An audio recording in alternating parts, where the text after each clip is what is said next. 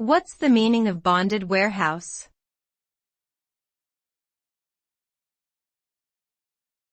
Bonded warehouse.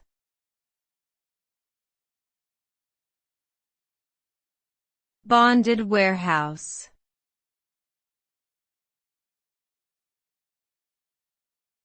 Bonded warehouse.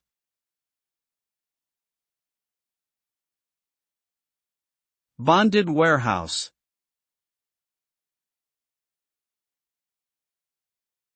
A bonded warehouse is a secured facility where imported goods can be stored without payment of customs duties and other taxes until they are ready for export or for release into the domestic market. These warehouses are under the supervision of government customs officials, and the goods that are stored there can only be manipulated or removed with their permission. The purpose of a bonded warehouse is to provide a temporary storage solution for goods that have not yet been cleared through customs, allowing businesses to defer payment of duties and taxes until the goods are ready to be released. This can help to streamline the import-export process, reduce costs, and improve cash flow.